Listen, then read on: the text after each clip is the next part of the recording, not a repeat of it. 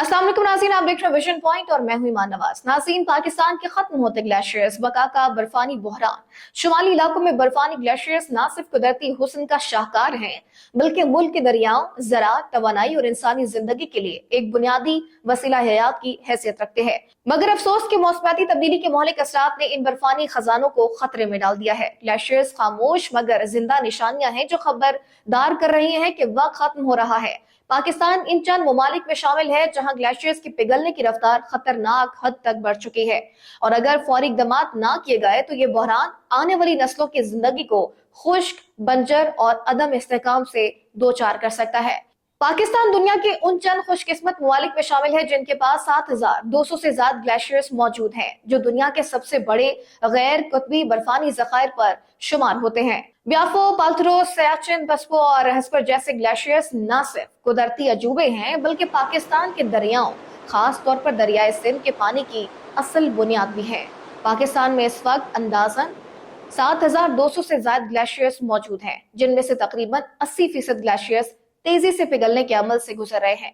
शुमाली इलाकों में दर्जा हरारत में 1.5 से 2 डिग्री सेंटीग्रेड तक का इजाफा रिकॉर्ड किया गया है।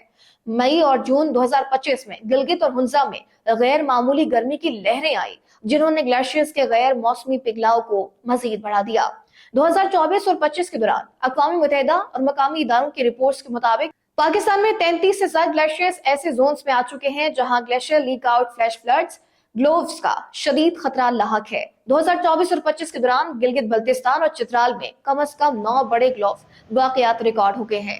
इन हादसात में अब तक 12,000 से ज्यादा अफराद मुतासिर हो चुके हैं, जिनमें घरों की तबाही, ज़री अराजी का नुकसान और बुनियादी ढांचे की बर्बादी शामिल है, जबकि हजारों लोग नकल मकानी पर मजबूर हुए। अक़वाम मुत्तहिदा की माहौलियाती प्रोग्राम और पाकिस्तान मेट UNEP डिपार्टमेंट की हालिया रिपोर्ट्स के मुताबिक 2025 तक पाकिस्तान के 80% ग्लेशियर्स में पिघलाव के आसार वाज़े हो चुके हैं, जबकि ब्याफो, सतपारा, चोगलोमा जैसे ग्लेशियर्स की बर्फ में सालाना 1.2 मीटर तक कमी नोट की गई, जबकि कई ग्लेशियर्स अपनी सतह का 20 तक 25% हिस्सा खो चुके हैं। दुनिया भर में बढ़ता ग्रीन हाउस इफेक्ट पाकिस्तान के बर्फानी इलाकों को बराह रास्त मुतासिर कर रहा है। ट्रांसपोर्ट, लकड़ी जलाने और सनतों से उठने वाले ज़राअत ग्लेशियर्स पर जमा होकर सूरज की हरारत को जज्ब करते हैं और बर्फ को तेज रफ्तारी से पिघलाते हैं, जबकि शुमाली इलाकों में बेकाबू होती सियाती सरगर्मियां, प्लास्टिक वेस्ट और तामीरात माहौलियाती निजाम को नुकसान पहुंचाने का सबब बन रही है। ग्लेशियर्स के पिघलाव के नतीजे में पानी का बहाव वक्ती तौर पर तो जरूर बढ़ेगा, लेकिन आने वाली दिहाइयों में शदीद पानी की किल्लत मुतवक्की है।